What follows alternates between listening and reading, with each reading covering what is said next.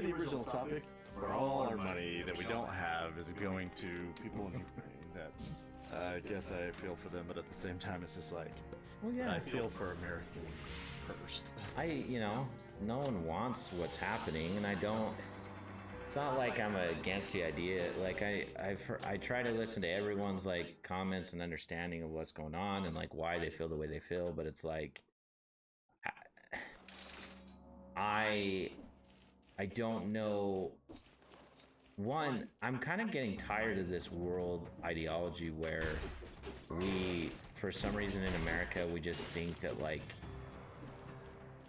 I know the, oh, what is it? Oh, they're like fighting for me. Oh, that's cool. Not the like American exceptionalism, like, because that is also true and that can kind of get boring as well, I feel. Yeah.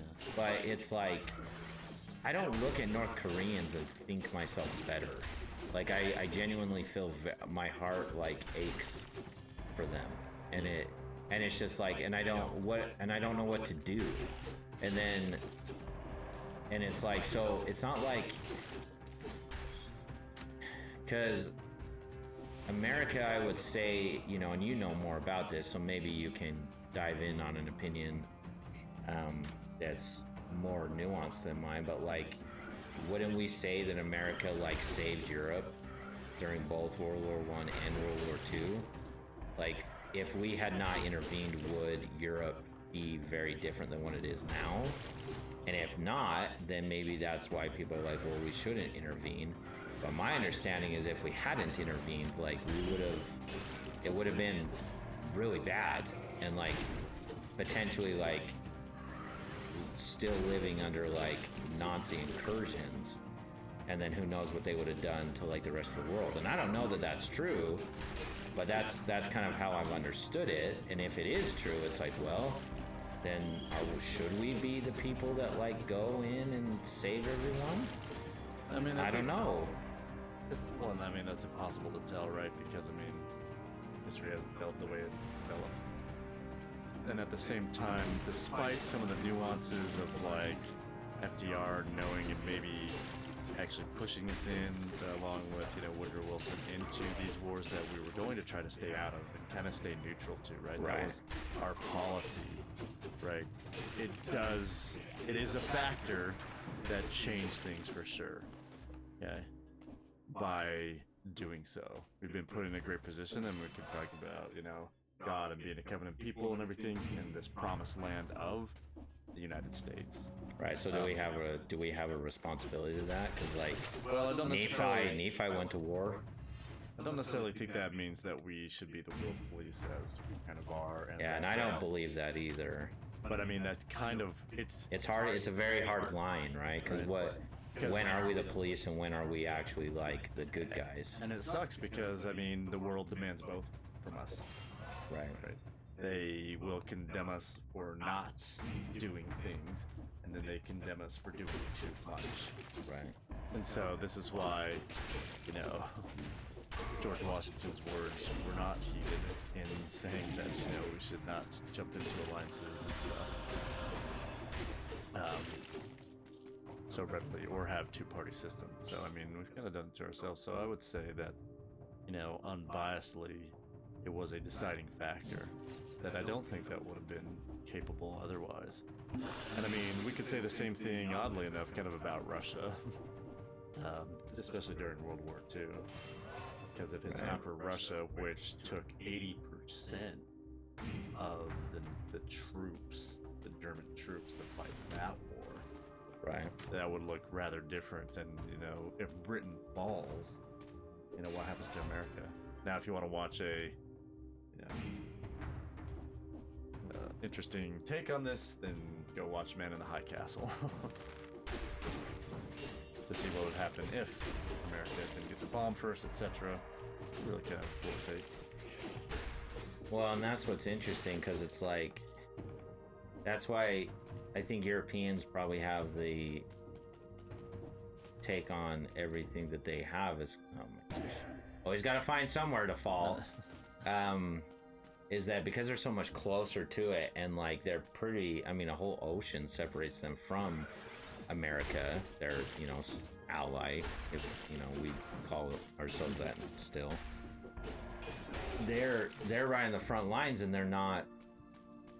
It seems like America's not the only one doing anything, but the one doing the most. Yeah. And so it's like, so what? So like, what do we do? Like, and it's like, well, what about like the Russian people? This is why I get tired of like, well, we want Russia to be weak. It's like, okay, like I understand what you're saying when you do say that. I get that.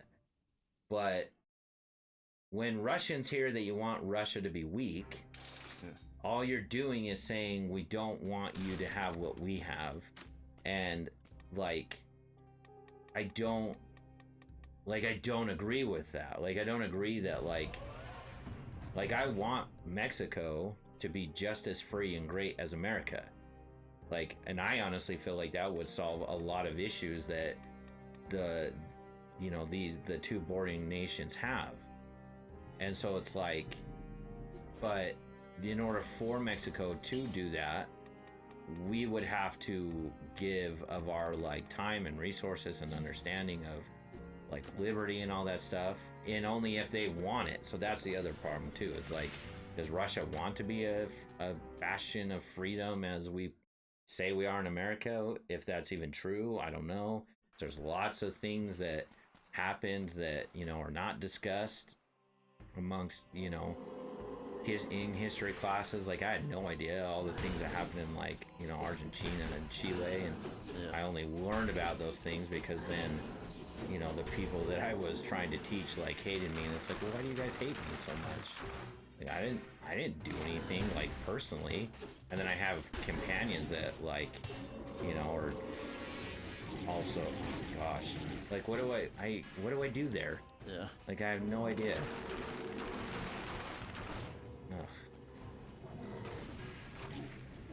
It's the only thing I can think of to do.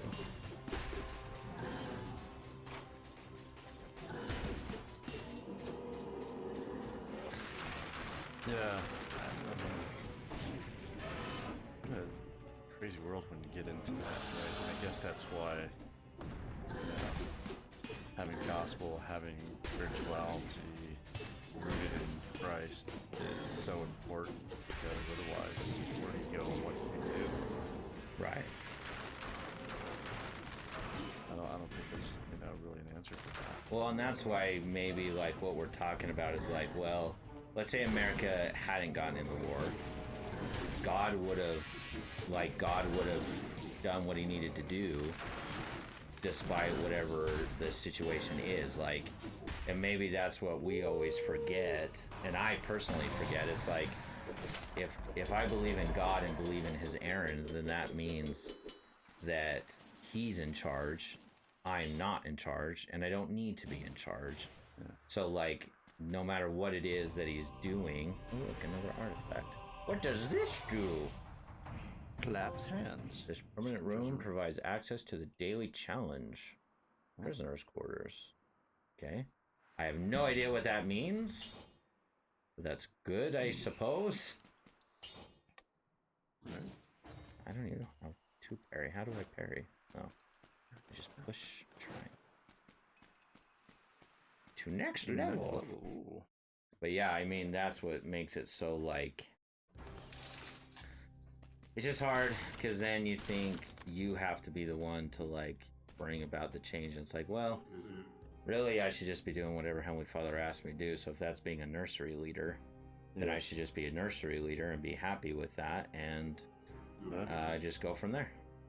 Not to thine own understanding. Right. And like, just trust in his hand. He's the one directing the world and his kingdom, and it will be as it is. Like, does it have to be that way? No. Like, all of us could choose to follow Christ and be righteous today, but we know that that won't happen. So whatever is, and that's why it's hard. It's like, you talk about permanently increases the drop of high quality items. So yeah. The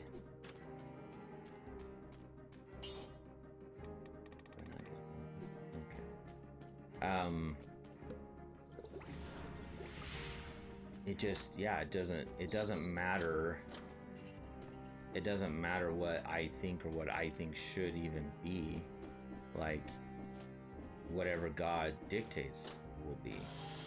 And so, you know, when I listen to like the Daily Wire and the things they're doing, it's like, cool, I think that's great, and I think we should stand up for truth, and we've been commanded to in the temple to do that.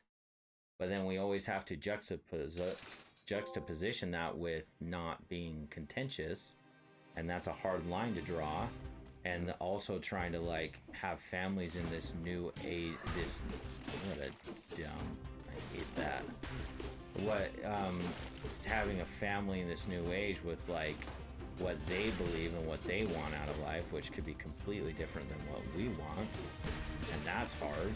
And the only thing we can really have faith in is the atonement will make up all the things that have happened to us. You know, like the things that you've experienced in your life and things that I've experienced in my life, and you know, just the lament of our souls, feeling like we've missed out on so many things, when we could just have faith and be like, yeah, like, oh my gosh, jeez, Is that a booby trap? yeah, A log in the face? they just like to hurt me. The end boss is gonna be Macaulay Culkin. That'd be funny. You guys give up or get thirsty for more? Oh, what the? Wonderful. You've outraged the gods. Oh, great. Is this gonna work? Probably not. Sorry, you're already cursed. Yes. After that, 1996 hit points. What a great year. That's when my brother graduated. All right. Oh, so cute. Should I read this story? Of course.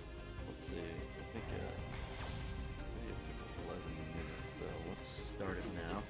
I don't know how to read this, to be honest with you. Like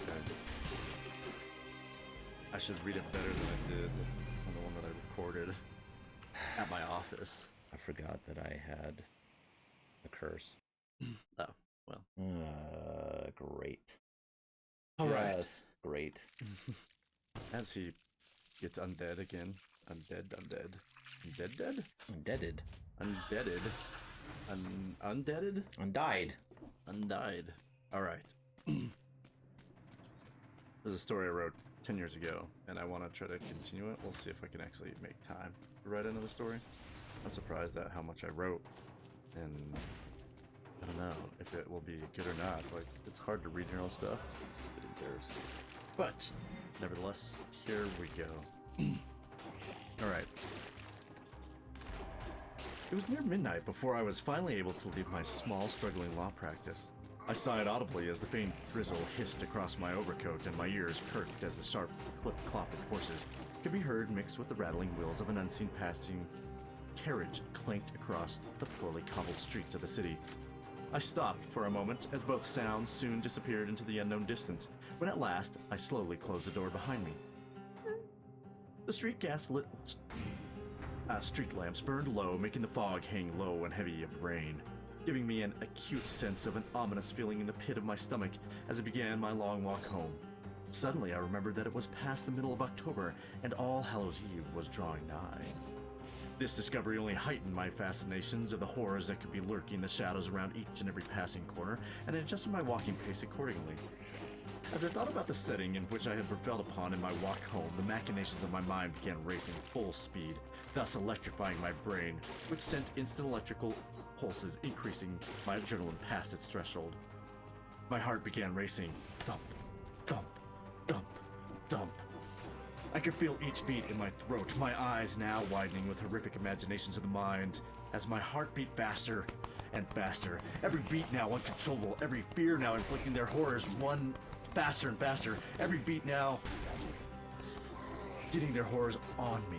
The flickering dance of gas-lit lamps began to stab my senses, every shadow behind me a creeping beast, or a murderer lurking around every corner, or a demon from the nether realms, and any and all fantastical fantasies known or imagined to man were ready to leap up and descend upon me, tearing at my soul and ripped my flesh asunder in a ravishing display of grotesque horror. Down upon the ground would my body fall in an unrecognizable mass of bone and gore, and my blood being heaped upon the cobblestone under my feet, while the demonic laughter of the gruesome victors would echo unashamed through the city. Somehow, my mind and heart raced faster and faster as I rounded each corner. I rounded yet another corner now, realizing my home seemed further and further away. With every step, suddenly a booming voice from behind me interrupted from the shadows. "You there, stop!" Was this command meant for me? It must be. Besides the drizzled rain and the forgotten sounds of horse and carriage, there had been no other sign of any other mortal. Again, my mind began to race and pound as why I would be commanded to stop in the dead of night. Perhaps I had dropped something. Perhaps they were lost and looking for help. Perhaps I myself am lost or had made a wrong turn. I nervously jolted to a stop as my body began shaking from adrenaline and from the nerves of the unknown terrors of the night, which had finally pounced upon me. I could feel my hands shaking in my pockets. I slowly removed my right hand to try and steady my nerve, but as I pulled my right hand from my coat pocket, I felt a faint chill enter my bones. I looked down to see what ghoul had stolen the warmth from me when I saw blood. Actual blood. Blood? But whose was it? Was it mine? I turned my head with a sharp twist as I heard the sound of footsteps running across the cobblestones toward me. I fumbled through the pockets of my pants, shirt, and coat, desperately hoping to find something in which to wipe the unseemly blood from my hands.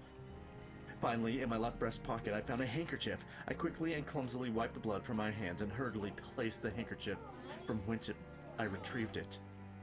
No sooner had I done this than what seemed as though the icy cold hands of death fell upon my right shoulder as my heart leaped out of my throat. I'm sure I sent a startling yelp or cry out to the night as I whipped around and faced such a ghoul. As I turned, I found myself looking into the steely eyes of the local night watchman. Now, more than ever, I could feel the profuse drops of sweat dripping from my brow. I desperately desired to take the handkerchief and wipe the sweat from my brow in an effort to seem nonchalant and innocent. Innocent of what? I didn't even know. The pounding and thumping sounds from my heart so loud I could not make out a word of this night watchman prevailing and encompassing the horrors of this night thus far. An eternity flashed before my eyes as every movement the watchman made a slow, deliberate condemnation on my person. Finally, I was able to corral my senses to interpret the incoherent blurbs from his mouth. "Sir, I say, sir. Yes, you there. I asked you a question." As he held onto my shoulder, I felt the desperate impulse to run, but stood still, not daring to breathe, for fear of breathing would somehow profess a guilt to something I knew not of. I fumbled for any words to say. I gasped my breath and simply replied, "Excuse me, what was the question?" "I asked, did you hear the screaming and calls for help?" the watchman reiterated. "Oh no," I thought to myself. The horrors imagined up until seeing the blood on my hands would be a balm at this instance. What have I done?" echoed through my head over the objections of my overexerted heart. With heavy breath, I stammered, What screams and calls for help?" "Sir, please. The undeniable screams and pleas for help curled out about a mere 5 minutes ago. Surely you must have heard them, or seen something. Someone." I tried gasping for a breath, for something to say, but the only thing that came out was, Please, sir," the constable implored. "Would you at least help me search for anything amiss? If only I could say something, do something to stop this nightmare playing out in horrific fascination before my eyes." However, I found myself against my inner protestations that I was now engaged in methodically tracing the steps from whence I came. With each step, I could feel my sweat drip, my heart thump, and the blood from the handkerchief in my breast pocket ooze and reveal the macabre crime which I must have been previously engaged. Now, following a constable looking for a victim. My victim? Perhaps my mind now raced with horrors that I have created for someone out there. And this constable, was he playing a clever game with me, already surmising my guilt, my dark secret, just waiting for me to confess? Yes, that must be it. Now, with all the vested dark thoughts inside me and the dread of the unknown, perhaps I should confess. Confess what? Murder? Assault? At the very least, confess to the blood-soaked rag now occupying a special place right next to the dark heart that so easily filled the corners of such a rag? Such an admission of guilt? Yet in that instant thought, and a faint mumbling under breath in a perceived attempt at confession, that dark heart, that macabre sense of devilishness that had engulfed my mind these many moments since having left my office and headed home began to unwind into magnificent terrors. With a heart so dark, I could just as easily retrieve the blood-soaked accomplice, hold it taut between both hands, and quickly descend upon the constable from behind, pulling it tight across his smug throat. Oh yes, there would be a struggle, but with the demonic adrenaline and surprise on my side, his pitiful attempts to flail his arms would be a waste of the precious breath once so plentiful, now escaping in shocked and surprised horror. With eyes wide and dried mouth in that same instant thought and frenzied state, I looked down to realize that held taut in both my hands was the blood-soaked handkerchief. I froze with abject horror as the constable suddenly placed out his arm across my chest and whispered, "Did you hear that?" I quickly threw my arms with the object of confession around my back. Of course I hadn't heard anything. In fact, for a moment I barely recognized where I was. So caught up in my own dark desires, I began to speak to voice, possibly splitting up to cover more ground. When through the fog and mist of the dimly flickering gas lamps, a shadow quickly moved away from us. The constable tried to grab my coat in an effort to encourage me to pursue the shadow with him. However,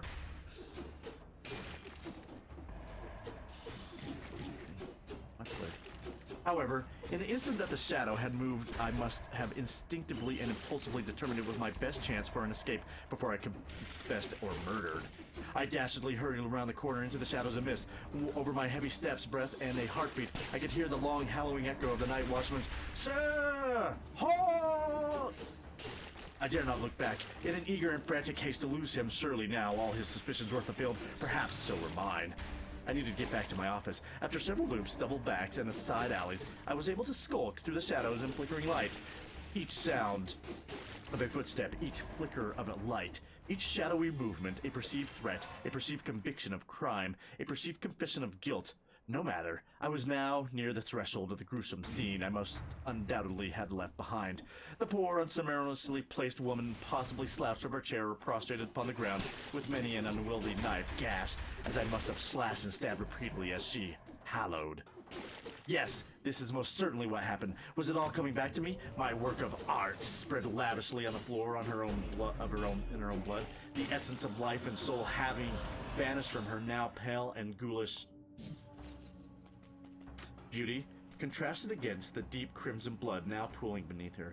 Yes, I had done it. Yes, that constable was a fool, and now to hide my work. As I reached into my pocket for my keys, I could hear footsteps coming from behind me. The clanging of keys, buttons, etc. Oh no, I thought in frantic desperation. My keys! They were not in my pockets. My heart leapt into my throat. The hairs on the back of my neck stood straight up. I whirled around to once again see the constable I thought I had so effectively and masterfully eluded. Somewhat out of breath, but as determined as ever, the constable spoke. "Sir, you dropped these." There, dangling from his now outstretched hands, were the keys I thought were conveniently placed inside my pocket. Worse yet, I could see they were dripping with blood, covered in fact satiated in the work of my hands. Blood.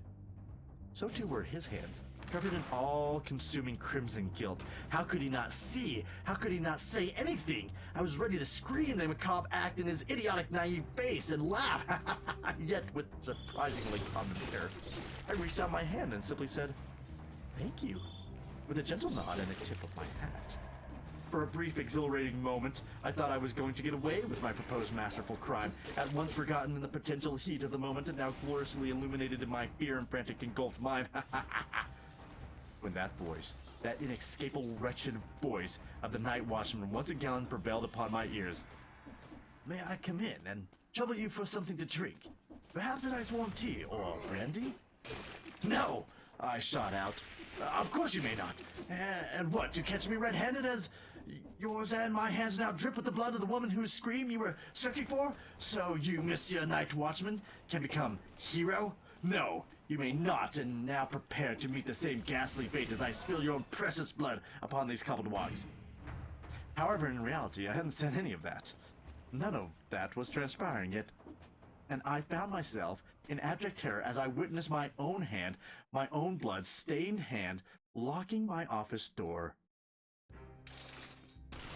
I turned as pale white as my victim that lay just mere feet away from me, and the inevitable gallows I would soon face for such a diabolical act. My heart pounded as I slowly turned the knob and gently pushed in the door. All 5 senses on high alert as the constable and I walked in through the threshold. I could scarce catch a breath. All sense of life and excitement left me as we stood side by side and saw there in my office. The end. Very good. So, now, what do you think happened? What is the blood? That's like what I do in class. But now, for the most part, sit there with that thought as he has opened the door with all that has transpired. And next time, I will hopefully have written some follow-up. I thought I was going to do a completely new story. A couple of years after this, I started to write a story that was going to be about lichens or werewolves. It was I was pages into it.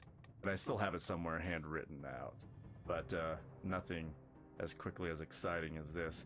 And so my latest ideas have been to follow up, because I like leaving that cliffhangers, but I think I'm gonna follow up with this story. So stay tuned next time for a follow-up of what happens next to the unnamed man. It doesn't have a name. I guess it's I'm a third, I'm writing it in third person. It's me. It's me. It's 1850s or 1890s me. Yeah, that's pretty good. I am titillated. Yeah, I forgot how it ended. To be honest with you, I totally thought that I had it ended differently. Because I hadn't read it for years, and I think I listened to it like 6 years ago. Was the last time I reposted it on Facebook. And so in my mind, I was thinking that I had left it to where he'd opened the door and there was somebody there. But in this instance, there isn't anybody there. And he has it, they're just opening the door. And so, Right. Now I gotta come up with all those aspects. And I have an idea of where to start it. It'll be quite interesting to see where I come up with, especially because now I totally, since I had a different ending in mind, Well, that's really good. We'll leave it right there. I'm not sure what quitting is gonna do. Hopefully it I don't know if it continues from that normal place. Anyways. Yeah. Well, Good time. that was really good. We're gonna continue that story. Hopefully you enjoy it. And we'll see you next week. Send us some comments on Instagram or something, so you can know nothing about our lives, but everything about our stories. All right. Have a good week.